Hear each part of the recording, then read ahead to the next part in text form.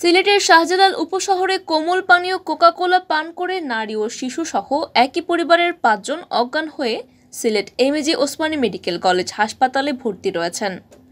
সোমবার ১০ এপ্রিল রাত 11:30টায় সিলেটের শাহপরান থানাধীন উপশহর এলাকার এইচ ব্লকের ৩ নং রোডের আলী হোসেনের বাসায় এই ঘটনা ঘটে।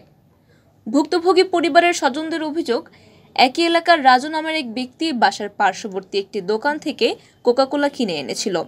সেই কোকা-কোলা পান করার পরই তারা অজ্ঞান হয়ে যান। পরে কোকা-কোলার বোতলে সাদা পাউডার জাতীয় বস্তু দেখতে পান তারা। ঘটনার পর থেকে রাজু নামের ওই যুবক পলাতক রয়েছেন। রাজু হবিগঞ্জের বানিয়াচং থানার বুলুই গ্রামের বাসিন্দা। শামসুল হকের ভাই বাচ্চু মিয়া জানান, রাজু বাসার পাশের একটি দোকান থেকে সোমবার রাতে কোকা-কোলার বোতল নিয়ে এসে এদের পান করতে দেন। সেই কোকা-কোলা পান করার পরই কামরুন্নেসা, এলমিনা, রুবিনা, লুবনা ও তামিম অজ্ঞান হয়ে যান।